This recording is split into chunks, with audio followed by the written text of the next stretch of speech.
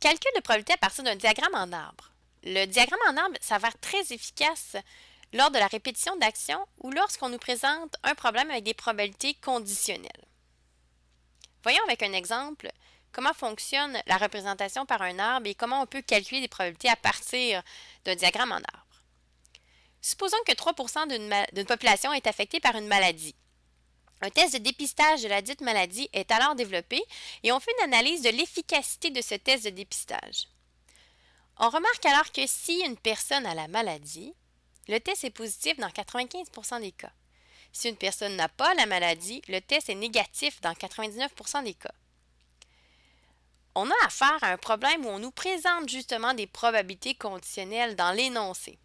Si une personne a la maladie, alors le test est positif dans 95% des cas.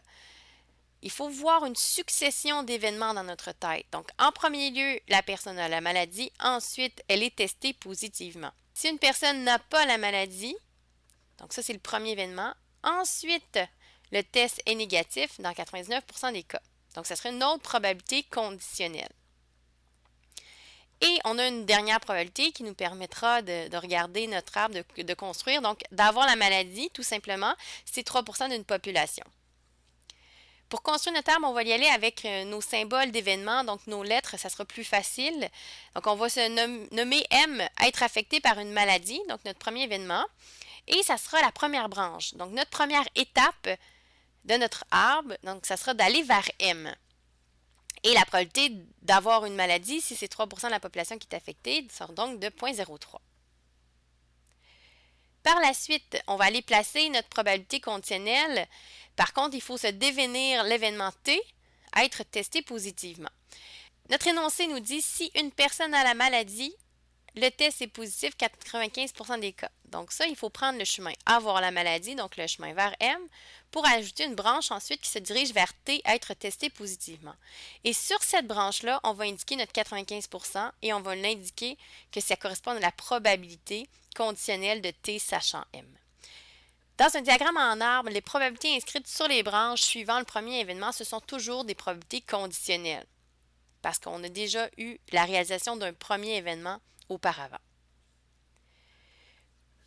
Pour aller placer la seconde probabilité conditionnelle, donc si une personne n'a pas la maladie, on va définir l'événement M', le contraire de M.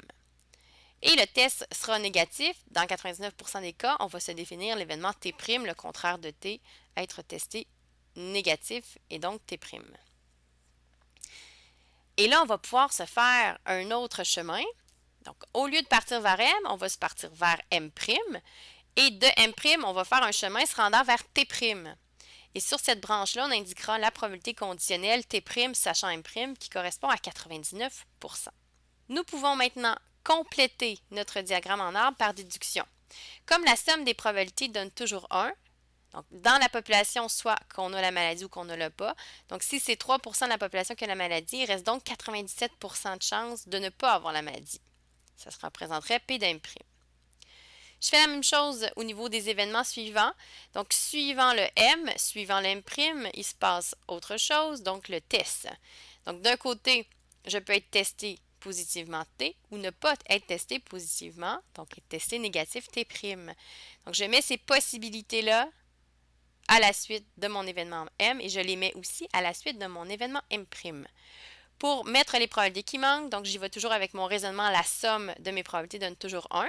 Ce qui veut dire que suivant l'événement M, je dois avoir une somme de probabilités qui me donne 1. Donc si j'ai 95% pour probabilité de T sachant M, il me reste 0,05% pour la probabilité de T' sachant M. Même principe pour la partie inférieure de mon arbre. Donc, quand j'ai pris l'embranchement me rendant vers M', j'ai deux options, soit T ou T'. Bien, la somme de ces probabilités sur les branches-là doit être de 1. Donc, si j'avais 99% pour la probabilité de T' sachant M', il me reste 1% pour la probabilité de T sachant M'. L'arbre est complété. On peut maintenant calculer des probabilités. Donc, supposons qu'on sélectionne une personne dans cette population-là. Quelle serait la probabilité qu'elle ne soit pas affectée par la maladie? Dans ce cas-ci, on cherche vraiment la probabilité de M' qui correspond à mon 97%. Donc, je n'ai pas de calcul supplémentaire. Je l'ai déjà fait dans ma déduction auparavant. Donc, ma probabilité de M' correspond à 97%. Quelle est la probabilité qu'elle ne soit pas affectée par la maladie et qu'elle ait été testée positivement? Je cherche donc la probabilité d'une intersection de M' et T. Dans un arbre, pour calculer la probabilité de cette intersection-là, on va calculer le produit des probabilités qui correspond au trajet pris en parcourant les branches de l'arbre. Pour calculer la probabilité de M' et T, je vais calculer le produit des probabilités en empruntant le chemin tracé en rouge, donc le chemin vers M' et vers T.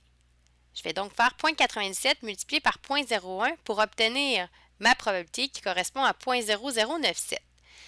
C'est une application de la règle de multiplication des probabilités qu'on avait vue. Un autre de ce type-là, quelle est la probabilité qu'elle soit affectée par la maladie? Donc, on parle de l'événement M et d'être testé positivement, on parle de T. Donc, P de M intersection T. Même chose, on va se promener dans notre arbre. Donc, je prends l'embranchement vers M et je vais multiplier par la probabilité de 0,95 pour aller prendre l'embranchement vers T. Ce qui me fait une probabilité de M et T de 2,85 %. C'est encore une fois notre règle de multiplication qui s'applique. Quelle est la probabilité qu'elle ait été testée positivement au test? Donc, on cherche P de T. Par contre, ce n'est pas une probabilité qu'on trouve directement dans l'arbre. Être testé positivement se produit de deux façons. Soit en ayant la maladie ou en n'ayant pas la maladie. Donc, comme c'est un ou, on additionnera les probabilités qui sont associées. Donc, je vais calculer la probabilité d'avoir la maladie et d'être testé positivement, que je vais additionner à la probabilité de ne pas avoir la maladie et d'être testé positivement. Donc, d'être testé positivement, je le rappelle, c'est de se produire de deux façons, soit de la première ou de la deuxième, d'où l'addition de mes probabilités quand c'est un ou. Je vais mettre en couleur les chemins pris. M et T, c'est le chemin en bleu, donc je vais multiplier les probabilités 0,03 avec 0,95 pour avoir la valeur de M et T. Même chose pour avoir la valeur de M' et T, je me promène sur le chemin en rouge, 0,97 fois 0,01. J'obtiens 2,85 % pour le chemin en bleu, 0,97 % pour le chemin en rouge que j'additionne, ce qui me fait un total, donc la probabilité d'être testé positivement au test, peu importe ce qui s'est passé avant, est de 3,82 %. Finalement, quelle est la probabilité qu'elle soit affectée par la maladie, sachant qu'elle a été testée positivement au test?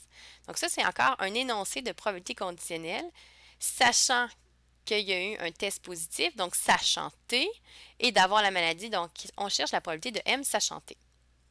Cette probabilité-là ne se trouve pas dans l'arbre. C'est la probabilité contraire de ce qu'on peut voir dans l'arbre. Donc, il faut la calculer. Et on va la calculer avec notre formule qu'on avait vue sur les probabilités conditionnelles. M intersection T divisé par la probabilité de T nous donnera la probabilité de M sachant T.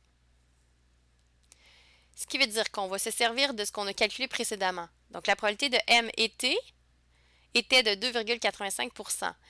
On multipliait nos probabilités qu'on croisait sur le chemin de notre arbre. Donc, on prenait l'embranchement vers M, on multiplie 0,03 par l'embranchement vers le T par 0,95 et c'est ce qui nous donnait 2,85 %. Qu'on divise par la probabilité de T. Bien, la probabilité de T, c'est ce qu'on a calculé en D. Donc, j'ai indiqué ma réponse en D qui était 3,82 %.